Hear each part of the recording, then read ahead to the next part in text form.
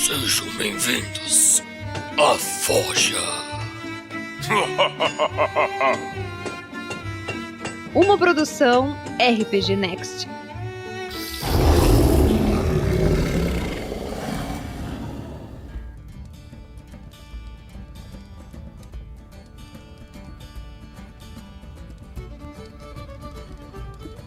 Então é isso aí, estamos começando mais uma Forja aqui pelo RPG Next, o novo programa, o novo modelo de Forja do RPG Next, que está agregando aí todos os comentários e apresentando todos os programas do RPG Next. E o programa de hoje eu estou gravando com o meu braço direito, que está intercalando com a Shelly, a Lucy. Olá, olá, tarrasquianos! E também tem aqui como participante o Francesco. Olá, muito prazer! O Francesco, que ele é padrinho do RPG Next e foi sorteado com o prêmio Voz do Trovão, que garante uma participação aqui na Forja pra gente bater um papo sobre RPG. Antigamente, a Voz do Trovão, ela garantia uma leitura de e-mails no final da aventura do Tarrasque na Bota. Era uma participação um pouco mais singela. Esse prêmio tá um pouco melhor agora, porque agora o participante realmente debate aqui, fala da sua experiência sobre RPG e tem uma experienciação também um pouco mais longa. O tema da Forja de hoje fala sobre condução versus liberdade. Do que a gente vai falar? A gente vai falar sobre estilos de mestragem. Mestres que conduzem mais a aventura de uma determinada linealidade, a mestres que trabalham com uma aventura um pouco mais ramificada, com interferência muito maior das opções que os jogadores tomam. Esse tema foi escolhido com base no e-mail, tá, do Rafael Sardá, e ele diz o seguinte: já sigo o RPG Next desde as aventuras teste, ou seja, bastante tempo, mas fiquei fã mesmo durante o TNB A Mina Perdida de Phandelver, aventura que inclusive tive o prazer de mestrar para o meu grupo de amigos aventureiros. Tive poucas oportunidades de jogar outros sistemas sem ser quinta edição do D&D, por isso estou acompanhando a série Floresta Negra com bastante interesse. A minha dica, sugestão / reclamação vem de uma suspeita que parece estar tomando forma de fato. No nosso grupo de amigos de jogatina, costumamos conversar bastante sobre o estilo de mestragem, sobre como mestrar pelo estilo do nosso grupo, etc. Chegamos sempre na conclusão de que o importante é que o grupo termine a sessão com um sorriso no rosto. Isso não quer dizer que a sessão seja comédia, mas sim que todos puderam jogar uma história que faz sentido e puderam atuar com seus personagens de forma plena. Isso posto, segue a crítica. No episódio 4 do Floresta Negra, tive a impressão que, independente das ações dos personagens, as ações dos personagens da história sempre seguia o caminho que o mestre Vinícius havia pré-determinado.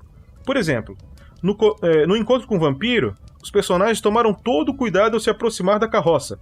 Por exemplo, o mago declarou todo o cuidado ao se aproximar do corpo / vampiro, inclusive avisando que o cutucava de longe com o cajado. Mesmo assim não fez diferença, o vampiro o surpreendeu, mordendo o pescoço do personagem sem chance de defesa, nem rolando dado para atacar, nem dando chance para o personagem rolar dado para se defender. Acho que vale o mestre abrir a oportunidade para ouvir os players e ver se estão curtindo o estilo. No nosso grupo, uma história no trilho, que ele quer dizer que é uma aventura conduzida, onde os personagens não saem muito, onde a história não é muito interferida pela escolha dos personagens, ou seja, que ele conclui aqui que a independência das ações dos jogadores não se altera ou muda, causa desânimo e perda de sentido na atuação dos seus personagens. E aí ele continua o e-mail, tá falando do feedback, agradece e tal. E esse e-mail foi interessante porque é uma observação construtiva, bem fundamentada, né, e que mereceu aqui um programa, né? Então, esse e-mail aí do Rafael Sardá vai ganhar um debate aqui em relação a isso. Então, o Rafael Sardá está fazendo essa crítica em relação à condução da aventura, e é sobre isso que vai tratar a Forja de hoje, tá? Antes da gente começar aqui, eu quero só trazer para vocês novamente o que está rolando aí no RPG Next. Nesse momento está rolando o Regras do GURPS, tem muita gente aprendendo GURPS já através do Regras do GURPS, feito pelo nosso querido Vinícius Watzel. Ele está trazendo todo o módulo básico do GURPS em áudio, tá? Então, se você não está com tempo de ler o módulo básico, mas está a fim de jogar, bota o fonezinho de ouvido no ônibus e vai lendo. Nesse momento ele está no capítulo de desvantagens. Pelo mesmo princípio pioneiro nisso, tá o Rafael 47, que tá fazendo regras de D&D quinta edição. Tá? Agora a Galápagos vai lançar no Brasil aí em português, um oficial da quinta edição. Porém, o Rafael 47 já estava usando aí as traduções fan-made e fazendo esse podcast baseado no livro em inglês, tá? Então ele já estava fazendo essa tradução em áudio pra galera. Quem tiver a fim de aprender D&D quinta edição, também tem esse podcast. Isso aí. E uma coisa não anula a outra, né, Bruno? Porque tem muita gente que não tem tempo de sentar para ler, até pessoas com problemas áudio, né? Motos, não é deficiência. Ih, meu Deus. Eu esqueci a palavra. Desculpa. Pessoas cegas? Não! Isso é audiovisual. Tá certo, né? Não, audiovisual elas não veriam nada. Mas eu entendi o que você quis dizer. Não, desculpa, depois você corta essa parte, por favor. Não tem corte, esse programa aqui não tem corte. Não. É na íntegra, esse programa não tem cortes. Falei, ficou muito feio. Gente, esse programa não tem cortes. Uhul! Então segure o pum aí. De pessoas com deficiência visual, né? Que ajuda muito mais um programa em áudio. E todo mundo aí que tá escutando tá falando que tá bem legal, assim, tá muito Sabe bem que feito. Eu não tinha pensado pela perspectiva do cego, né? Dele não conseguir... ele tem dificuldade de aprender um sistema porque não teria como ler e provavelmente teria poucos sistemas ou poucos livros de RPG em braille, né? E realmente o podcast em áudio resolveria essa questão, eu não tinha pensado por esse lado. Não é impossível, né? Porque a gente tem aí alguns, por exemplo, alguns apps que leem PDF, né? Que transcrevem. Escrevem. Mas não é igual a um editadinho pelo Rafael 47 lendo claro bonitinho. Não. Oxe, não, nem tá perto. Certo. E tem o nosso programa principal, que obviamente quem tá no RPG Next tá porque já ouviu esse programa em algum lugar. É o Tarrasque na Bota, que é o nosso programa de aventuras. Então tem 3 grupos de aventuras que ficam intercalando. É o grupo que joga comigo, o grupo dos Goblins. O grupo que joga com o Rafael 47, que nesse momento está fazendo live do Storm King's Thunder, aventura standard da Wizards, né? D&D quinta edição. A galera tá jogando em live, e essa live futuramente vai sair em podcast também. Quando acabar o Tarrasque na Bota que está saindo no momento, que é o Floresta Negra, que se encontra no episódio 7, Caminhos Escuros. O Vinícius Watzel tá mestrando, o sistema é o GURPS, e a aventura tá muito show, e eu não sei se vocês ouviram o episódio 7. Vocês ouviram? O Francesco ainda não. Pois então, eu tô me inteirando, tô quase no final do primeiro episódio, mas não tem problema nenhum de levar um spoiler na cara, não tem problema nenhum. Não, a gente não precisa falar de spoiler. Mas eu acredito que esse episódio 7, na minha opinião, foi até o momento o episódio mais imersivo dessa aventura. Quando eu tava ouvindo assim, eu me senti lá junto com eles. Não vou dizer o que aconteceu, mas e a aventura do Vinícius, essa aventura ela tem uma peculiaridade pra ti que tá no primeiro episódio, Francesco. Porque cada jogador fez 3 personagens. E cada jogador joga com esses 3 personagens. E ela é muito mortal, essa aventura. Então o Vinícius sabe que poucos personagens vão chegar no fim da aventura.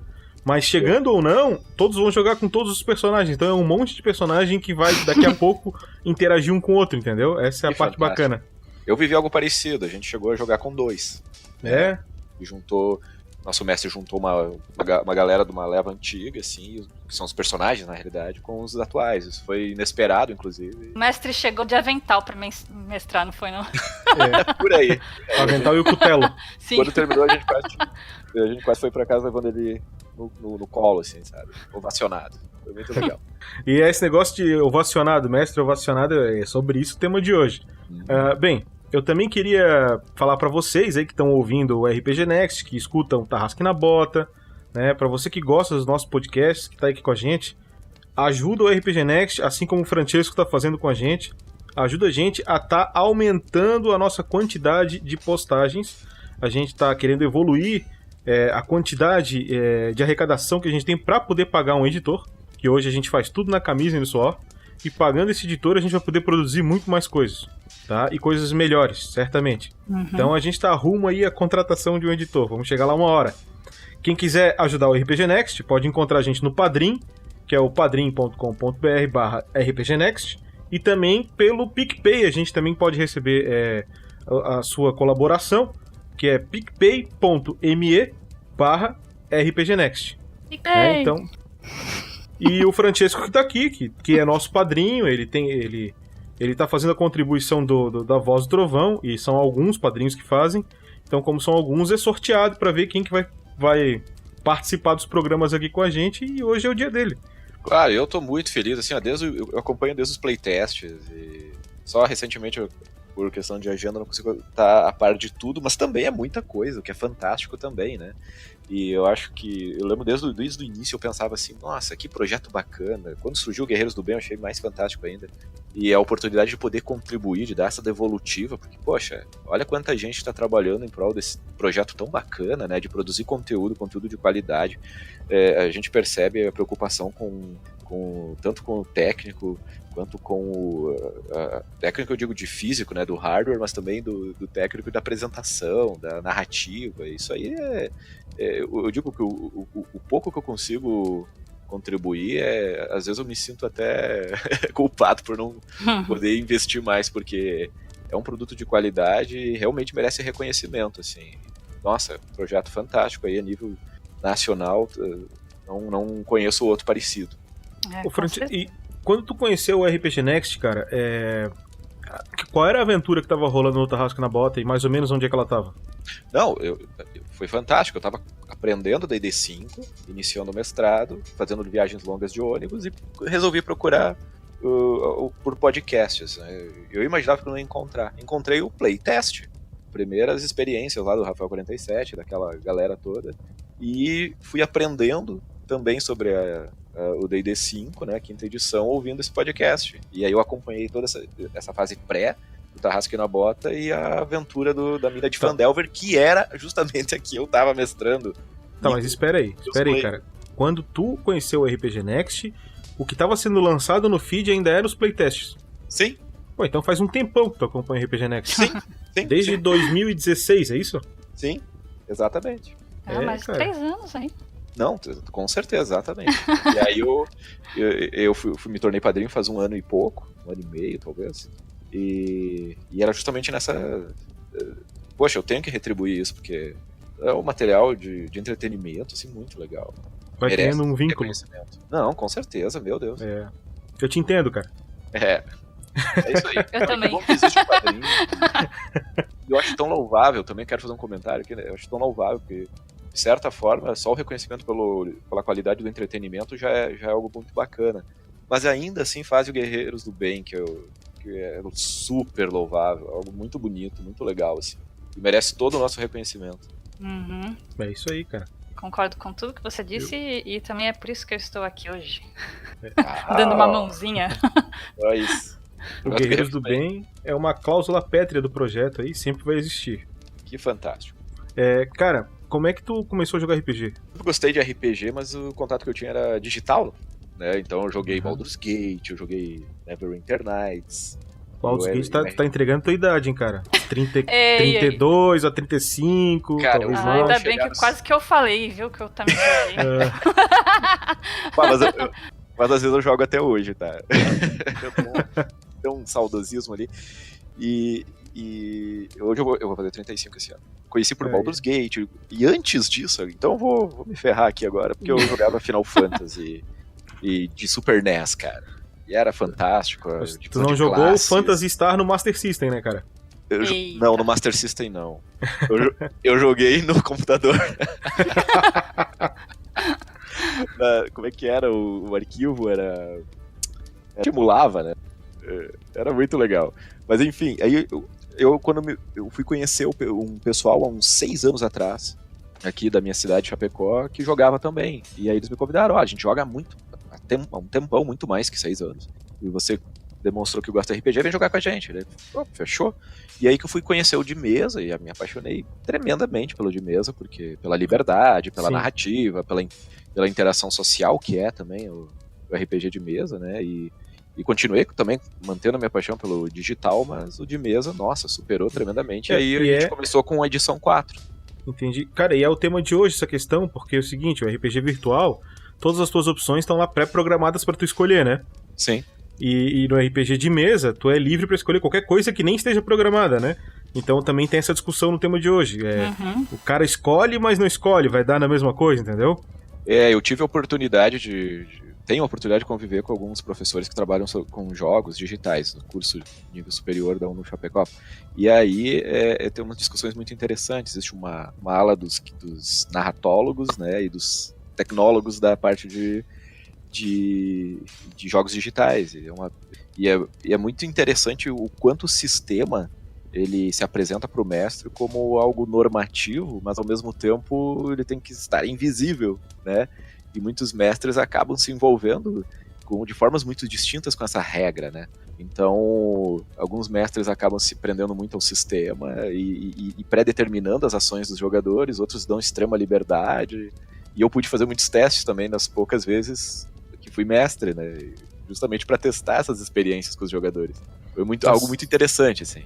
Então a gente vai fazer o seguinte, a gente vai entrar na pauta e no final do programa a gente vai ler todos os comentários e perguntas e coisas que vieram aqui pro RPG Next que a gente tem aqui separados pelo Pedro, beleza? Show. Então, o tema de hoje, voltando, é o seguinte, condução versus liberdade, né? Então a gente vai falar de estéticas e estilos de narrativa, tá? Porque ele entendeu o seguinte, o Rafael Sardá, que o Vinícius estava conduzindo a aventura dele de uma forma meio linear, ou seja, independente das ações que os jogadores pudessem tomar, as coisas iriam acabar acontecendo do mesmo jeito.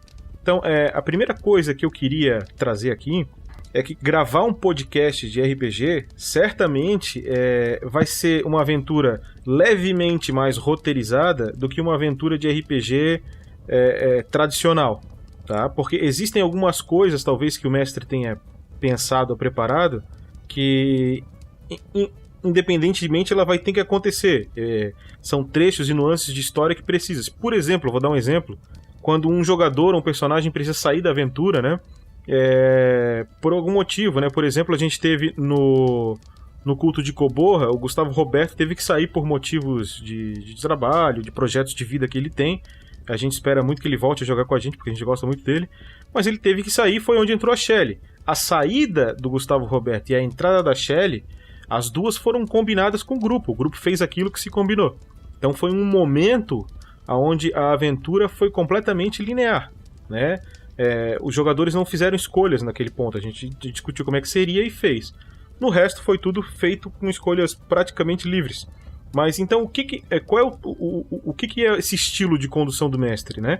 É quando o mestre faz os personagens irem por uma estrutura condutiva, narrativa mais linear, certo? Ou quando o mestre faz uma coisa mais sandbox e diz o seguinte: olha, o que vocês escolherem a gente faz. E daqui a pouco os caras estão indo para uma cidade que o mestre nem estava esperando que eles fossem, né? E daqui a pouco ele está inventando um monte de coisa tirando da cartola. Então, primeiro a gente vai falar de mestragem conduzida, né? Que é quando o mestre faz uma aventura mais dentro daqueles moldes que o cara está esperando.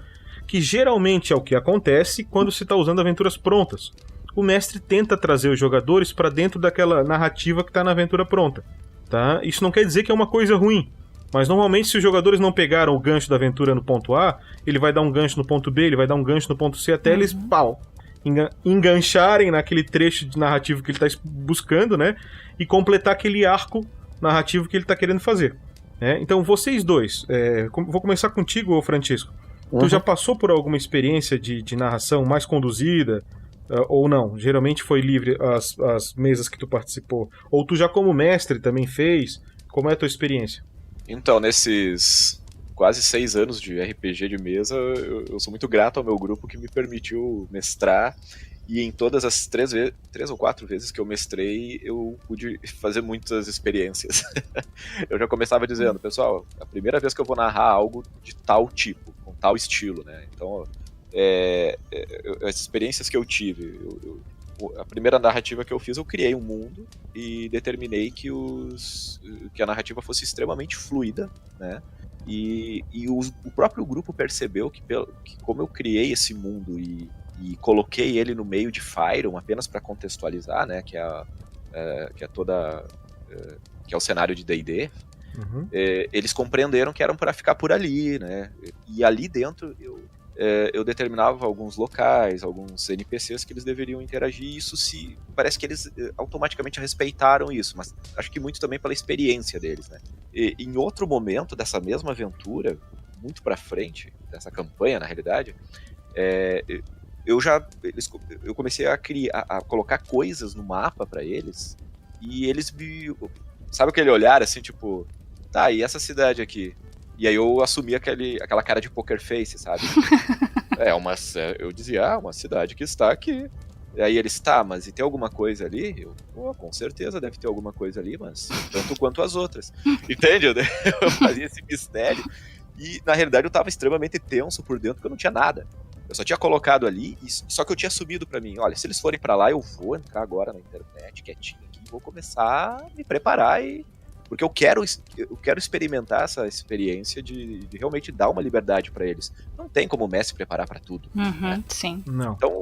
Então eu vivi isso também ao mesmo tempo que gerou uma tremenda pressão. Foi muito legal, sabe? Foi muito legal, mas principalmente porque o grupo também foi bastante receptivo, assim, e compreensivo. Só então, que eu me esforcei pra fazer aquela cara de poker face pra também não estragar a experiência, né? Supondo que tu preparou na mesa umas 9 cidades, né? Sei lá, mas no teu mapa tem umas 20. O cara cai numa cidade que tu não preparou. Vai virar uma daquelas 9. Exato. Na hora, porque tu não vai... não, vou desenhar um mapa agora do nada, porque essa cidade não era aquela que eu tinha planejado. Não vai fazer isso, tu vai prejudicar a aventura fazendo isso.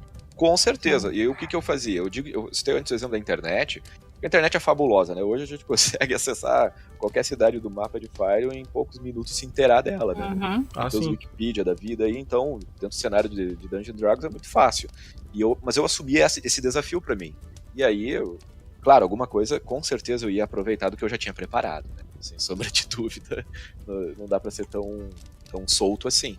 Claro. Mas essa era a estratégia, e eu acho que foi muito legal. Mas sempre chegou alguns momentos em que eu tinha que retomar a rédea e linearizar a narrativa.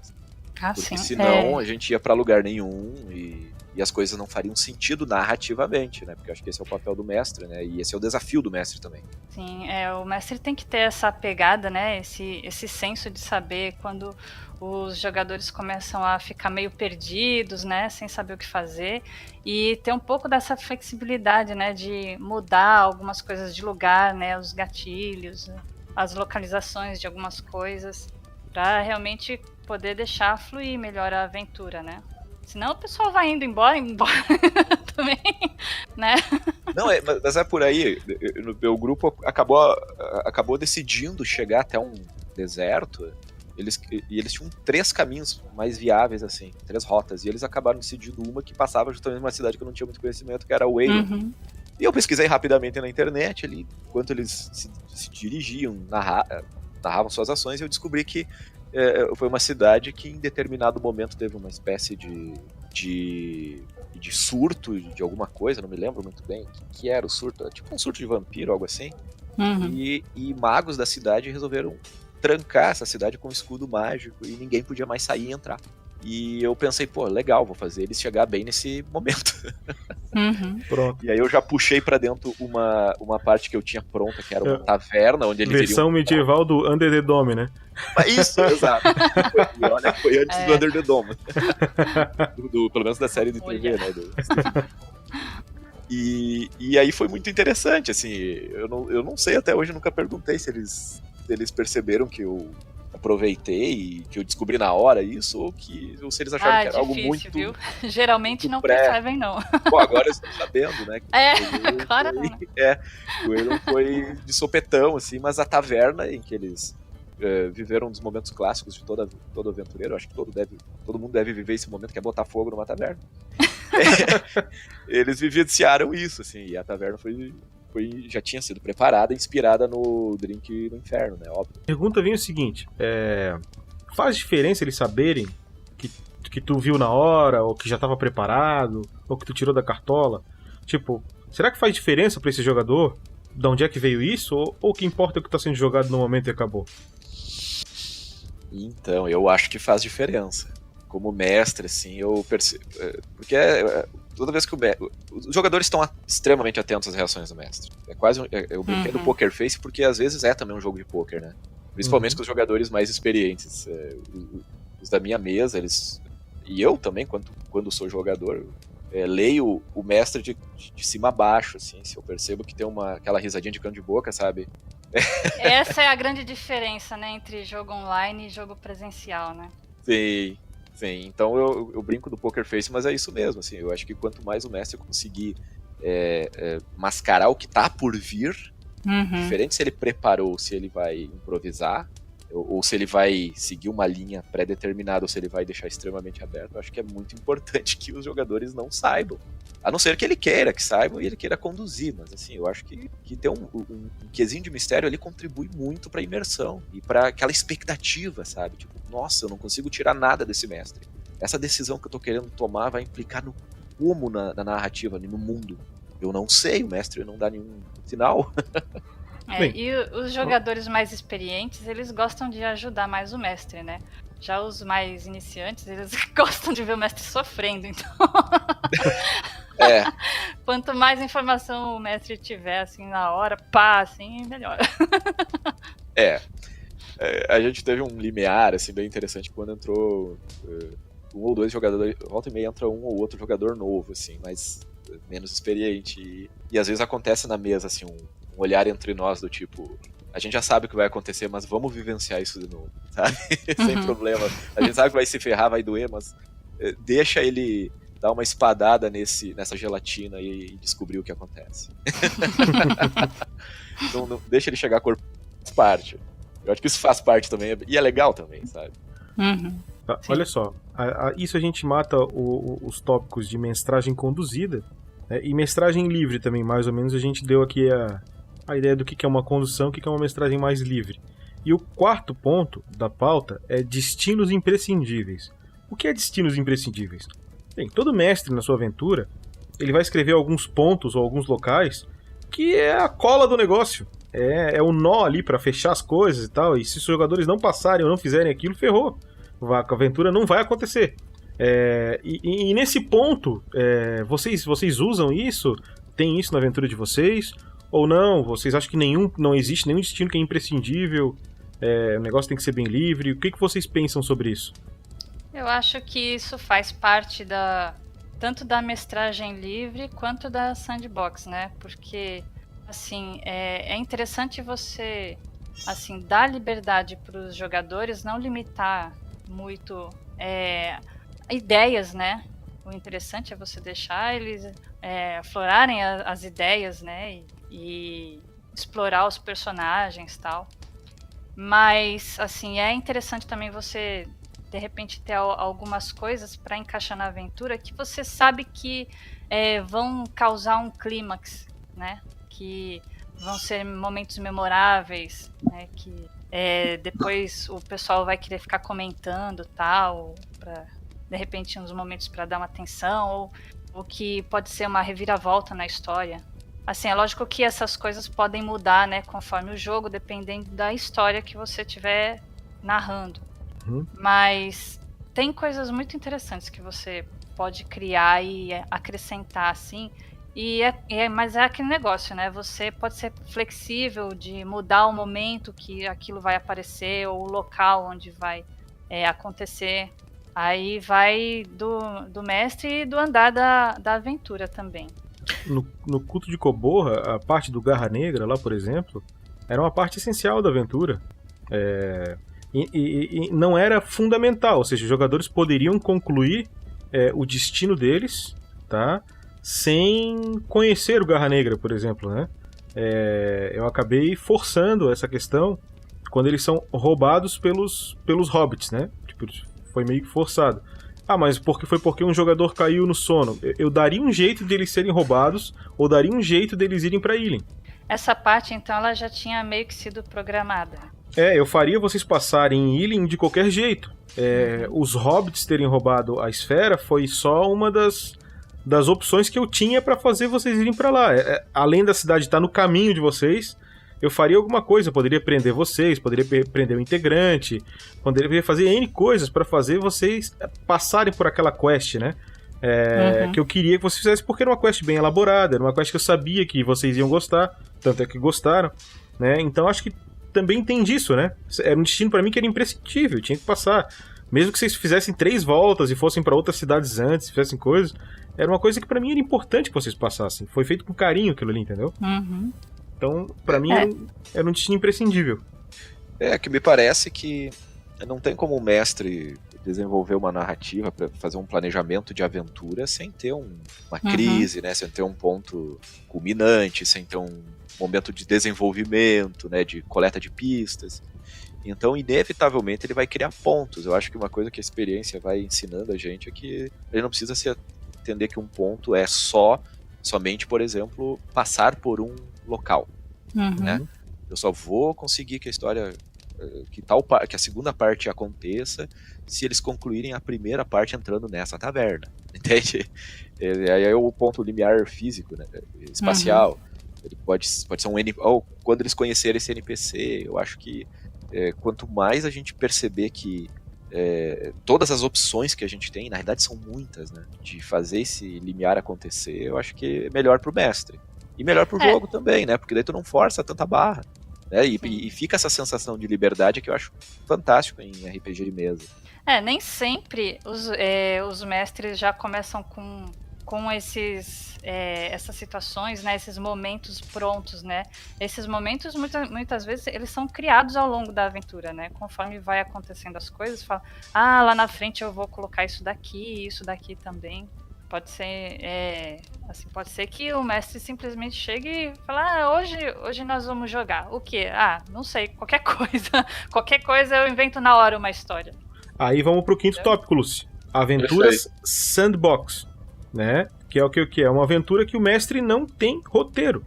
Ele vai criar um conflito inicial apenas, né? E a sensação do Sandbox foi a primeira vez que eu joguei jogo de computador, né? O Elder Scrolls 4, o Oblivion, né? Que ele tem uma introdução, o imperador dá um negócio pra ti, tu tá preso, tu sai ali no sistema de esgoto do castelo, e aí o jogo diz assim pra ti, ó, te vira. Eu achei aquilo demais, cara. Eu falei, pô, que animal. Apesar de ser um jogo, ainda tá tudo pré-programado, mas foi um roteiro ali que eles criaram de uma liberdade tamanha pra um jogo de computador, que eu olhei e disse, cara, que loucura. Então, o sandbox humano, né, que é o RPG de mesa, o analógico, ele é ainda maior. Só que pro cara fazer uma aventura sandbox justa, ele tem que usar alguns sistemas, algumas mecânicas e algumas fórmulas, né? E um dos sistemas e mecânicas que existe para se fazer aventura sandbox, por exemplo, é o X-Crawler. Vocês já ouviram falar disso? Já. Inclusive, eu compartilho contigo a mesma experiência do Elder Scrolls 4, né? Mesma coisa. Foi a primeira experiência que eu tive, assim, de sensação de mundo aberto. Eu não conheço isso. Mas o Scroller não. Então, o X-Crawler é o seguinte, ó. São fórmulas e mapas hexagonais, né? Onde tu cria o teu mapa, tu joga algumas cidades ou alguns pontos, e tu tem algumas fórmulas, algumas tabelas que, dependendo do tempo que os jogadores passam para se deslocar de um local ao outro, ou a cada 3 hexágonos, ou a cada hexágono, tu vai jogar dados e tu vai ver se eles têm um conflito, se aparece uma quest, se acontece alguma coisa. Nem tu sabe, tu vai fazer tudo na sorte. Tu cria uma métrica pra ti, tu vai criar um sistema de regras. O cara vai... Qual é o hexágono que tu quer caminhar? Eu vou dar a volta na montanha. Não, eu vou por cima da montanha. Tu vai jogar os teus hexágonos e tu prepara um monte de tabela antes. Tu fica com uma porrada de tabela, tem que planejar uma fórmula antes. Então tu fica com uma imensidade de tabela, aonde tu vai jogar as coisas e vai te dar resultados na tabela, que vai dar o que vai acontecer em cima daqueles resultados. Tu vai criar uma quest, tu vai criar um combate, tu vai criar um local secreto, tu vai criar alguma coisa em cima do resultado que só tu sabe que deu nos dados e que tá acontecendo ali. Então fica uma coisa... imparcial, né? Completamente imparcial, né? E aí é interessante porque o mapa, ele é montado dinamicamente. Às vezes, por exemplo, o mapa tá vazio, tu só sabe... o cara falou que tem uma cidade a 10 km ao norte, aí tu vai lá 10 km ao norte e marca um ponto, cidade tal. Tu acabou de marcar, porque eles descobriram falando com alguém. Tu marcou 3 cidades porque tá no backstory daquele personagem, ele já passou lá, ele sabe onde é que é. Isso é quase jogar sem mestre também, né? Não, porque o quê? Seria se só aquela informação que vai ser dada no dado, ela fosse suficiente, mas não é. A informação vai ser assim, ó. aqui vai ter uma ruína antiga que era feito os rituais não sei o quê. O que tu vai fazer com isso como mestre é outra coisa, entendeu? Tu vai criar um negócio, não, porque tá o povo que não sei o quê, e tu monta a tua quest na hora. O mestre, pra jogar um X-Crawler, ele tem que ser um mestre, em primeiro lugar, bastante experiente. Ele vai ter que conhecer bem as regras. Ele vai ter que ter uma bagagem, um repertório muito grande pra não ficar repetitivo. E vai ter que ser bom na improvisação. Isso. Que é o que faz a gente cair no último tópico, que é o tópico 6, que é qual é o tipo de mestragem indicada para cada situação, né? Então, por exemplo, se o mestre está iniciando hoje, tá? Até a gente falou disso no programa passado, mas se o mestre está iniciando hoje, talvez seja melhor ele trabalhar uma mestragem conduzida, né? Uma aventura pronta e uma mestragem conduzida, não deixar os jogadores saírem muito daquilo. Porque ele vai apresentar para esses jogadores coisas que ele fez, já que ele não tem, ele vai ter menos bagagem para construir outras coisas, né? Então ele vai conduzir os jogadores dentro da linha de segurança dele e provavelmente ele vai liberar uma experiência melhor para ele e para os jogadores, né? Se ele está gravando um podcast, por exemplo, talvez seja melhor ele trabalhar também dentro de uma linha mais condutiva. E aí eu vou defender o Vinícius. Por quê? Porque todo roteiro, se tu não consegue um clímax, se tu não consegue passar por uma linha de condução, talvez ele fique chato. Não pra quem tá jogando, mas pra quem tá ouvindo, né? Talvez ele fique repetitivo pra quem tá ouvindo. Quem tá ouvindo não tá jogando os dados. E quem tá ouvindo não quer passar 12, 20 episódios que a emoção seja se ele matou o monstro ou não, se ele... Tem que ter um roteiro, uma surpresa, uma coisa que diga, putz, não acredito nisso. Né? Então, pra um podcast, talvez seja interessante uma situação mais condutiva. Mas para um grupo mais experiente, talvez os recursos sandbox sejam interessantes. Sandbox algumas técnicas de sandbox a gente está querendo implementar no cenário de Gruta dos Goblins, trabalhar com isso porque o sistema vai ser muito survival. Então a gente vai tentar fazer com que essas coisas aconteçam quando os jogadores tendem a fazer viagens ou coisas do gênero. Tá? Vai ser misto. Vocês já jogaram alguma aventura sandbox? Ou o que vocês aconselham de tipos de mestragem para cada situação? Quando foi que vocês jogaram uma aventura que foi mestrada de um jeito que não foi legal? Queria que vocês compartilhassem essa experiência. Esse sistema sandbox, esse estilo, assim, o mais próximo acho que eu cheguei disso foi através do jogo virtual, né, que a gente citou agora, inclusive, um exemplo. E também me lembra um pouco desse estilo do Dungeons & Dragons, que são essas caixas de jogos, do tipo da Fúria de Achardalon, que é um board game, né? Você rola no dado ali e vai aparecendo cenário, não tá pré-determinado, é um jogo que você joga sem mestre, né? Eu acho que tem alguma... E ele tem as temáticas, né? Tem uma temática que é do Dritz, tem do Ravenloft também. E é interessante, assim, mas eu acho que a gente... Na nossa experiência de jogo, assim, no meu grupo, a gente sempre gostou muito de campanhas. E as campanhas acabam sempre sendo muito longas nas nossas mestragens. E, inevitavelmente, por mais que alguns mestres tenham se esforçado para fazer ela mais aberta, mais livre, né? E tu incorria muito no risco de a gente passar aquelas 3 a 4 horas de algumas sessões e, no final, ter já exatamente essa sensação assim, tá, beleza, acabou, né? A gente tem que ir embora, agora vamos parar aqui, vamos parar aqui porque chegou no horário. E não teve aquele clímax que a gente espera de cada sessão, né? A gente sempre começa cada sessão com uma expectativa bacana, né? E eu acho que incorre um pouco no risco desse excesso de liberdade sandboxes, se você não tomar um pouco as rédeas, ele acabar sim sendo... E eu já vivenciei isso como jogador e como mestre. E de repente ter terminado a sessão e, putz, nem eu, quanto mestre, poxa, o que eu podia ter feito pra ter deixado melhor essa sessão, sabe? Será que eu devia ter, aqui no final, ter trazido um dos generais aqui, ter deixado uma mensagem, ter galopado pra longe, pro horizonte, sabe? Eu ter terminado em alta, pelo menos. Eu acho que esse cuidado, ele é importante, porque cada sessão, ela é um... Você sabe quantas horas você tem. Aprendizado também, né? Não, é um aprendizado e você sabe quantas horas mais ou menos você vai ter com os seus jogadores, né? E em quantas horas determinadas coisas podem acontecer, então... Tu tem que conseguir finalizar um arco dentro de uma sessão, né? Exato. Então cada sessão é um desafio. Eu acho que isso é importante. Mesmo sendo sandbox, mesmo não sendo sandbox. É uma narrativa, isso não pode ser nunca esquecido, né? Pra não gerar essa frustração no final. É um desafio. Ser mestre não é fácil, mas é muito interessante. Não, eu acho que é meio inevitável, assim, todo mundo passar por isso, né? quando tá mestrando, vai ter momentos que você vai pensar, não, porque foi para esse lado, assim, e aí deixou de acontecer tal coisa, e aí ficou meio morno, podia ter feito alguma coisa a mais.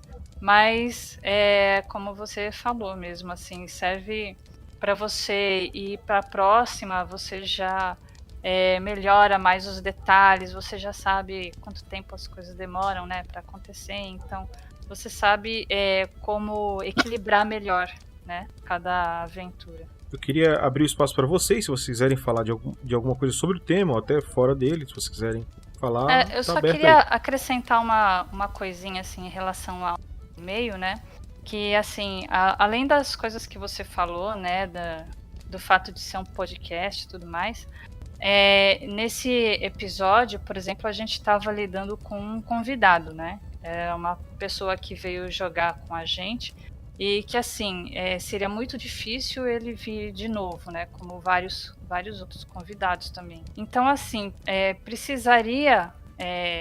o Vinícius também, logicamente, ele pensou nisso, né? Que talvez precisasse acontecer alguma coisa que, assim, fosse uma coisa chave para aquele personagem ter uma entrada e uma saída na aventura.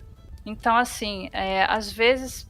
pode ficar um pouco mesmo forçado acontecer alguma coisa, mas porque às vezes é necessário você dar essa forçada, que nem foi nesse caso aí.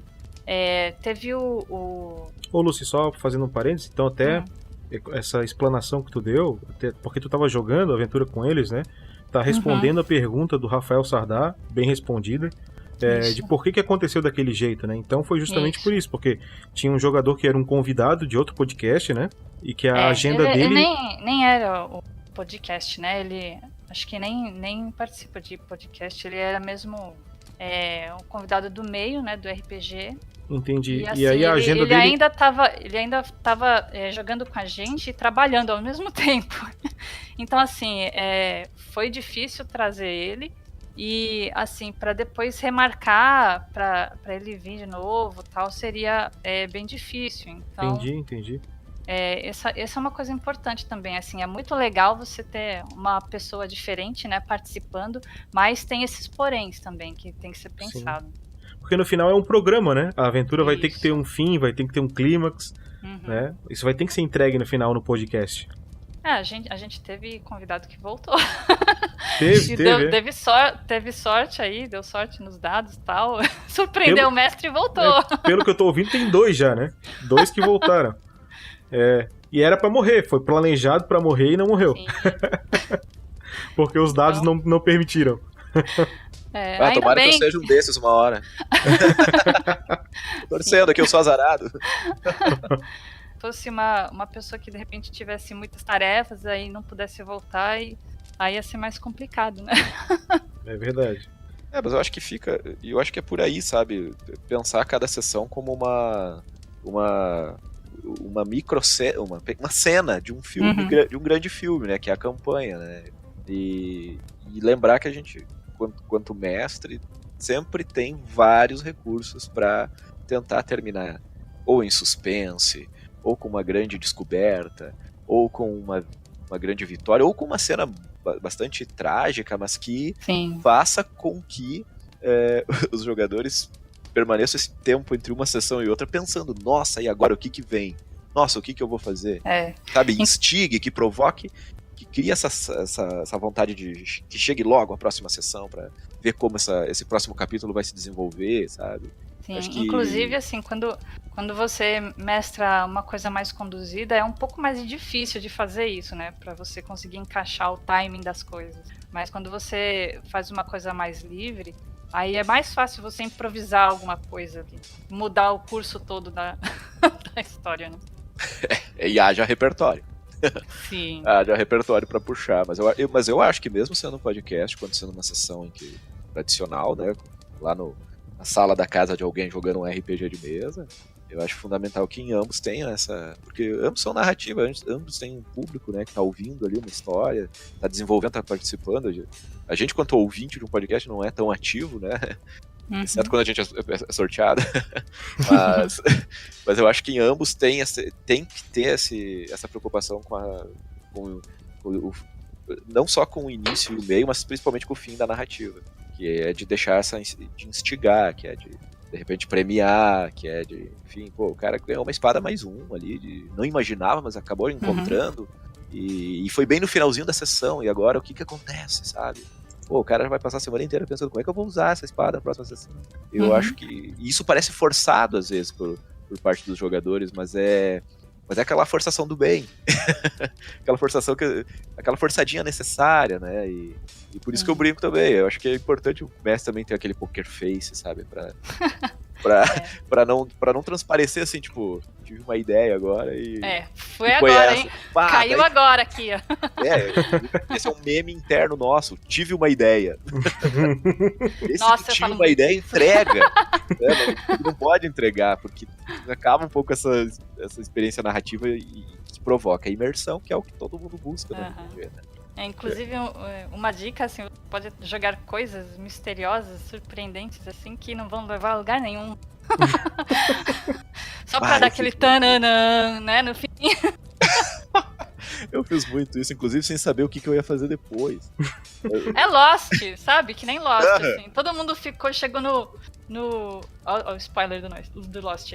Chegou no último capítulo lá. O Lost já tem um spoiler no título, né, cara? Não te preocupa. É como ele deixa os espectadores. Exato. Todo mundo chegou lá no último episódio. Pô, agora a gente vai ficar sabendo o que significam os números, tá? Pim, pam, fim. Cadê os números? Nada dos números. Pô! Muita gente se frustrou por causa disso, viu? Eu odeio quando acontece isso. Mas eu acho assim, que quem souber de uma fórmula, tanto sandbox ou linear, mas isso sempre não é... manter essa sinergia legal em cada sessão. Então, mas que eu gostaria, porque é muito difícil. Francisco, não é o que tu fez, porque tu fez a tua aventura, tu deu o desfecho. Tu não deu o desfecho daquele detalhe. Eu tentei, eu acho que eu consegui em parte, sabe? Mas em muitas vezes eu acabei... Só que Lost eles não deram desfecho de nada. Nunca levava a lugar nenhum. Aí é ruim, né, cara? Quando tu achava que tava entendendo, vinha algo desconstruir tudo e... Não, se eles falassem, próxima temporada, uma 8ª temporada, sei lá, 7ª, né, que foi até a 6ª. Na 7ª temporada vocês vão ficar sabendo o que é os números. Tananã. É mesmo. Audiência infinita. Então. Estaria até hoje fazendo mais seasons, né? Quantas houveram de Lost? 13? Foram 6. 6 temporadas. 6 temporadas. Dica pro pessoal, não assistam Lost. E Francesco, o que tu assistam se quiserem emoções fortes no final, assim. Sentirem e o que tu indicaria aí de filme, livro de RPG, jogo de RPG, jogo eletrônico?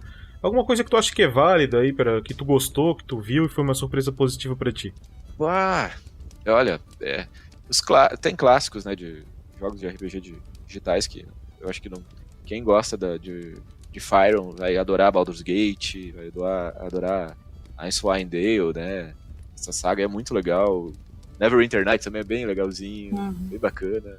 É old school, assim, mas pra quem curte isso, acho que tem até algumas alternativas, acho que em português, né?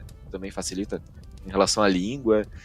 E obras, livros, assim, eu acho que tem um que eu gostei muito, mas ele é uma pegada mais séria, assim, que é Low Magic, assim, que era As Brumas de Avalon.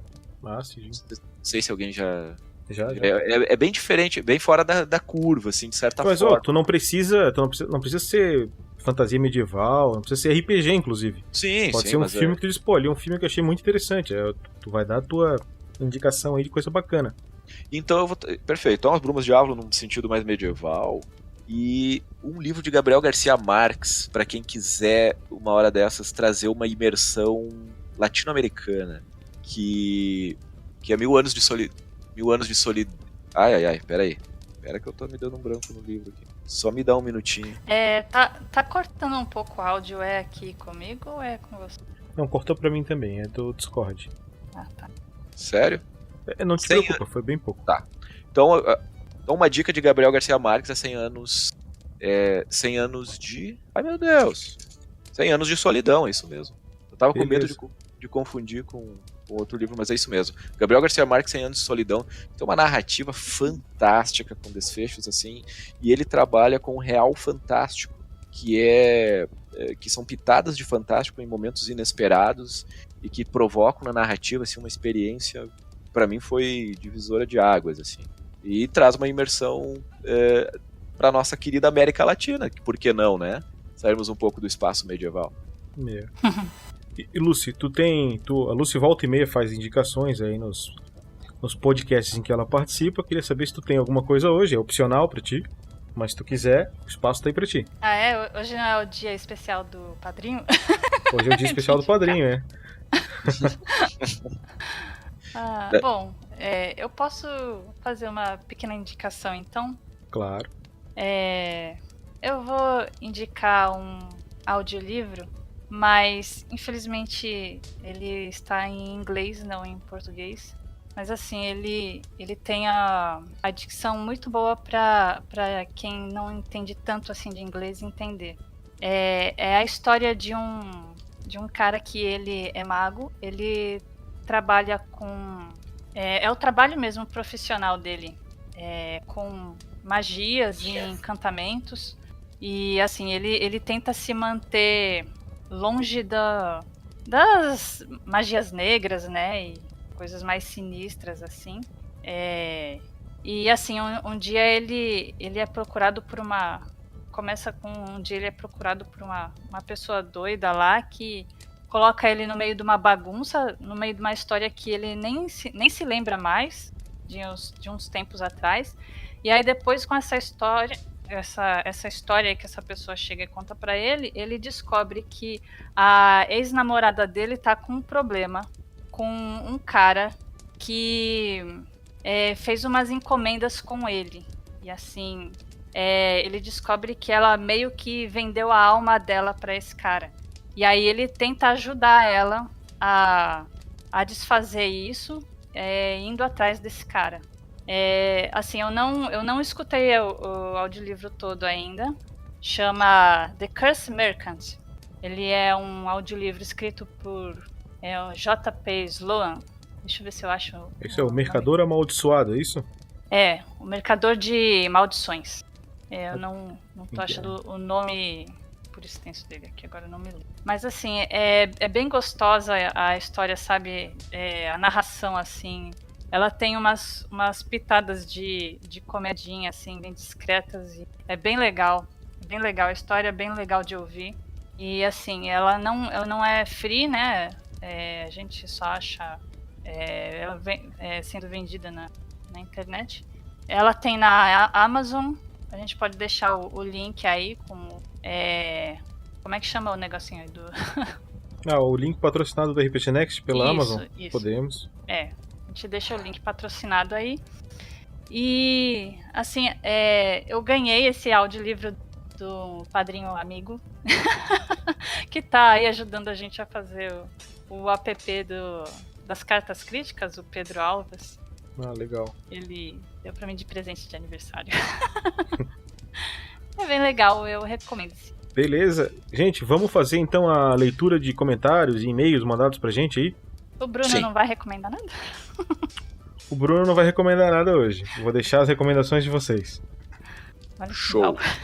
Eu não falei a autora, né, das Brumas de Avalon, que é a Marion Zimmer Bradley, que é uma autora estadunidense bem interessante. Ela faz uma história ela retrata toda a história do Rei Arthur, com low magic, assim, e pelo ponto de vista das mulheres nessa obra. E é uma inversão fantástica, assim. Eu tenho uma amiga que gosta muito desse livro. É fantástico esse livro, assim. Uhum. Então, beleza. Começando então com a nossa leitura de comentários e e-mails. A gente tem aqui comentário no post de criação de personagens Spawn Tiflin Warlock, do Matheus Aredes. Ele diz o seguinte: caraca, faz um tempo que foi postado isso, mas a parte da roupa achei louca, mas Rasa não tanta colocaria como um Revenant. Combina Raça. mais... Raça. Tá. O Revenant combina mais com Spawn. Até pelo contrato poderia ser também um Cavaleiro Arcana. Eu vi essa ficha de criação do Spawn do Chafflin Warlock, achei bem interessante também, já faz um tempo que tá postado no RPG Next, e ele tá sugerindo a troca, então, não por Chafflin, mas por Revenant. Ele acha que seria mais interessante, acho que é isso. Beleza. Vou ler essa segunda também. Você sabe onde e como jogar RPG de mesa? Que foi do Inae Yasmin Godert. Melhor tutorial, nunca duvidei que a mesa me aguarde e deu uma risada lá. E Lucy, vou deixar pra ti esse comentário gigante que foi feito no Mistério de Tagfell, episódio 6, Liberdade, que por sinal é o último episódio aí do Mistério de Tagfell. Pra quem não sabe, o Mistério de Tagfell foi uma aventura adaptada do Terrível Tragédia de Tragedore, que é uma aventura pra AD&D, segunda edição do D&D, e eu adaptei ela pra Gruta dos Goblins e troquei um monte de coisa, o pessoal só descobriu quando eu falei que era uma aventura adaptada, até porque ela é muito antiga. Então vai, Lucy, manda ver o nosso livro, o Marcelo Machado fez um livro pra gente aí, manda ver. O nosso querido Madax, padrinho Madax. Olá, pessoal. Eu pensei em enviar um mega mail com várias coisas, mas pensei melhor e resolvi postar separadamente cada comentário nos episódios ou aventuras apropriadas. Assim, não roubo a cena só para mim. Hahaha. Pois bem, nesse momento em que escrevo, já estou indo para o último episódio do Culto de Coborra, mas falarei sobre ele no local adequado, ok? Bem, em primeiro lugar, o que tento passar aqui foi o que senti ao escutar a aventura do Mistério de Tagfell. E vou lhes dizer, foi estranho ouvir 52... Ouvir 50... Ah, tá! Não é 52, era um coração, né, eu acho. Não, foi difícil ouvir os 52 episódios da mina. Ah, sim, certo. Nossa, teve 52 tudo isso? Teve, foi bastante. Para a nossa alegria. Sim. Gente, eu acho que eu tinha parado no 40 e pouco, assim. Não parei de ouvir, mas a minha contagem. Então. Foi pra caramba. Das minas pedidas de Fandel. E depois escutar a voz de outro mestre e outros jogadores. No início achei estranho, fiquei meio averso. Apesar de que desde o começo tenho que parabenizar o mestre Pança. Pois este tem sua dicção muito boa e um timbre de voz bem regulado entre graves e agudos. Muito obrigado. Vai dormir feliz hoje. Voz equalizada. Vou ficar me olhando no espelho. Aí você... Deve fazer todo um processo assim, noturno de... Eu faço antes de gravar, eu meto um...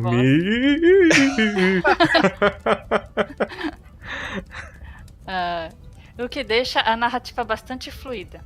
Ainda para o mestre Pança, caramba, homem! Aquela voz que tu escreveria você, mas o seu tu pegou agora. Nossa, ele fala muito tu, hein?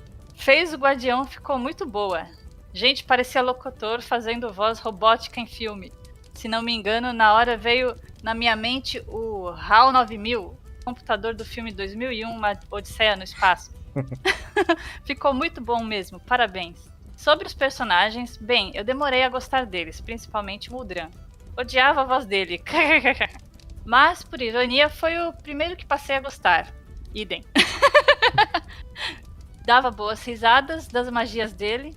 Nem mago mequetrefe de circo barato consegue ser pior do que ele. Mas tenho que admitir, como mago ele é um ótimo palhaço. Ainda mais quando fez a bola de fogo e quando tentou a magia necromântica. Aquilo foi simplesmente hilário. Realmente. O Timo e sua inaptidão total para ser bardo foi muito bom. Acho que ele deveria ter mudado o instrumento. Vai que daria certo. Stanley e sua psicopatia. Achei bem estranho isso no personagem. Mas depois passei a gostar. Oric e seu sotaque gaúcho ficou muito bom. Parabéns, as falas dele eram bem engraçadas e Abri com seu jeito sarcástico também ficou muito bom. Ao final, os personagens deixaram saudades, principalmente Muldran. A equipe em geral foi muito legal e a música de abertura é muito bonita.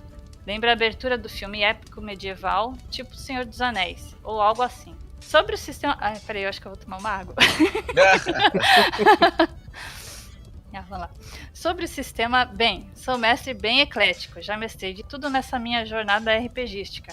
Já vi do bom e do pior, inclusive mestrei GURPS. Oh, aê Vinícius! Uma boa parte de minha vida, mas no final o D20 ganhou um lugar de destaque e nunca mais mestrei outros sistemas. Quem sabe um dia o GURPS não adote o D20. Quero dizer que o Gruta dos Goblins é muito parecido com o GURPS jogando com D20, hein? Pretendo dar uma olhadinha no Gruta dos Goblins. Aí, viu? Ele Aí, captou a sua mensagem telepática. No começo achei estranho e fiquei averso a ele, mas depois, já no culto de Koborra, ele começou a me interessar. Quero ver como é mestrar um sistema onde não há classes. É muito bom. Pré-determinado, o que é... Pré-determinando o que você é, né? Isso, pré-determinando o que você é. Deixo desde já os parabéns pelo sistema e iniciativa, Vinícius. Pretendo ver o novo GURPS, mesmo não tendo o mesmo carinho que tinha por ele que tenho pelo D20. Mas acredito que diversificar é a melhor forma de aprimoramento, pois como jogo muito online e por Telegram ou WhatsApp, ter um leque de conhecimento de sistema ajuda muito, pois nem todos jogam D20. Então, quanto mais souber, maior o leque de opções de jogador. Ô, Lucy, quer fazer um revezamento aí? Pode ser? Vamos lá então, pra tu pegar um ar. Ele escreveu: enfim, desculpa o comentário gigante, foi inevitável, já que dei um apanhado geral desta aventura Mistério de Tagfell e mais os detalhes que não são exatamente de outras aventuras, como o sistema GDG, etc. Juro que prometo estar acabando. Ele escreveu: gostaria de dizer que passei a fazer parte dos padrinhos. Aê, garoto! Valeu! E futuramente pretendo aumentar a proposta. Maravilha! Deixa só me organizar. Olha, entra no grupo aí na recompensa da Voz do Trovão e vem aqui conversar com a gente, pô. Sim. Deixa só me organizar. Fala aí, cara. Essa é a bênção de Nicolas. A bênção de Nicolas, Quem é padrinho sabe do que estamos falando. Eita. Sim. Deixa só eu me organizar melhor e gostaria muito de fazer parte do grupo de WhatsApp. Como procedo? Cara, é só mandar um e-mail para contato@rpgnext, diz que tu é padrinho, bota o teu nome e bota o teu WhatsApp que eles vão te adicionar, tá? O Rafael vai te adicionar. Se for pelo padrinho, pode ser que demore pra virar um mês, né? Pra ele usar. Se for pelo PicPay, é mais rápido. O Rafael bota todo início de mês, tá? A galera no grupo. Bem, é legal ouvir os meus comentários na leitura do Pergaminhos, que agora não tem mais, agora é aqui. E parece uma cápsula do tempo sendo aberta, onde revejo o que pensava e escrevia no passado, tão distante. Continua a mesma coisa. Ainda sobre o padrinho, gostaria de saber se a preferência é padrinho ou PicPay. Cara, PicPay é melhor pra gente. PicPay é mais rápido, a gente consegue dar feedback e a gente paga menos taxa, tá? Isso. Quando comecei a padrinhar vocês... quando comecei a padrinhar vocês e com orgulho, pois cada episódio fica claro, acho que ficou coisa aqui, que mesmo não gerando fundos pessoais, o podcast é tratado com profissionalismo excelente. Cara, a grana a gente recebe, por exemplo, a gente tá com equipamentos caros aqui em casa, por isso que o áudio tá bom, né? A gente paga um bom servidor, a gente gasta dinheiro com outras coisas referentes a isso, né? A gente manda equipamento para terceiros, às vezes para estar gravando e tal. Então, essa grana serve para isso. E geralmente o que sobra a gente faz o Guerreiros do Bem. Então, é por isso que tem essa qualidade também. Além de a gente ter aprimorado, a gente tem um Roll20 pago, a gente tem músicas pagas, a gente tem tokens pagos, a gente tem várias coisas que são compradas, né? E é com dinheiro de apadrinhamento. Tá? Bem, ele continua o e-mail dele, ele tá falando dessas dúvidas. O Pança falou que o PicPay era preferido, é isso mesmo, cara. Bem, aí ele escreve: bem no mais, sou grato pela oportunidade de me expressar por ser um felizado que descobriu o RPG Next e todas as suas extensões. Muito obrigado, parabéns, continue assim. Pretendo falar menos em episódios futuros, mas não garanto nada. Parece eu mandando e-mails ultra longos. Toda vez eu pensava, ai meu Deus, agora eles vão jogar fora, vão me bloquear, não sei o que. Medex, Nada, nem sempre, a gente cara. gosta, viu? Nem sempre a gente pode ler um e-mail tão grande, porque toma um bom tempo do episódio, tá? Mas esse pessoal selecionou, quem seleciona é o Pedro. Ele faz a triagem, tá? E ele selecionou e tá sendo lido aqui. Nem sempre, às vezes se o cara escrever um livro, não tem como a gente ler, porque é muito tempo. Eu vou pedir pro nosso colega, então, ler agora o comentário que foi feito no episódio 10 do Culto de Koborra. É a Luísa, né? Isso. Então quem mandou mensagem foi a Luísa Felipe FM Costa. E ela diz: cara, que sensacional final, sorrisão. O Limping, sei lá como é que se escreve, ficando puto com a deusa. Eu não consegui parar de rir. Foi uma loucura meu fim de ano e todos os meus podcasts estão atrasados. Tinha 2,5 gigabytes acumulados. E é por isso que eu só tô comentando agora. Meus parabéns por esse cast. Tava com saudades de ouvir você. Nem sei se o meu celular cabe isso, cara. É conteúdo. Valeu, Luísa, abraço, viu? Lúcia, quer terminar aí, lendo os do Twitter? Vamos lá. O comentário do Wellington Silva, tweet do Wellington. Aquele chute na porta em que você quase perde a perna só porque era um mímico. Sensacional, viu? Shelly concorda. Sim. E esse morto-vivo muito louco, kkkk, vou tentar fazer um esboço de candelabro, hehehe. É legal, do Tarrasque na Bota 73, episódio 7. Esse foi do Wellington Silva, @KennethBR, né? Sim. Agora pode continuar. Eu ainda? Manda ver, eu lerei todos. Do Vitor... tá bom. Vitor Tomaini, né? O Vitor disse, incrível iniciativa da RPG Next, a torcida por novas aventuras. Uhul. É isso aí, cara. Fica ligado na live que o Rafael47 tá fazendo. A qualidade tá incrível.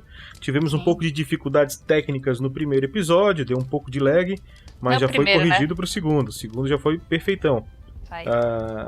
E agora leu o Ricardo Santos. Sempre imagino esses monstros que vocês enfrentam como versões bizarras e assassinos dos 7 monstrinhos. Desenho que passa na TV Cultura. Sério, eu não conheço. Também não. Fica um jabá gratuito do meu blog de RPG aqui também. Link para ele. Aí a gente deixa lá no post. É isso aí. A nossa Forge, então, vai ficar por aqui. Eu queria agradecer a presença do Francesco, não só pela presença, mas ele também contribuiu bastante com a sua experienciação aqui para esse assunto. Eu acho que foi muito positivo. Valeu, cara. Tomara, obrigado. Sim, prazer. Volte mais vezes. Prazer enorme. Volte mais vezes. Dê sorte nos dados. Sou fã. Pode interagir com a gente também nas lives e mandar recados aqui que a gente lê.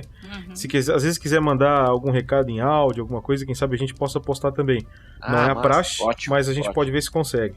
Lucy, obrigado por ser o meu braço direito aí. Tu e a Shelly são fundamentais. Sem vocês dois, esse programa não ia estar de pé. E é isso aí. É provável que semana que vem estejamos aí. A gente ainda não está antecipando os assuntos, mas é provável que talvez mês que vem a gente comece a antecipar o assunto posterior no episódio anterior.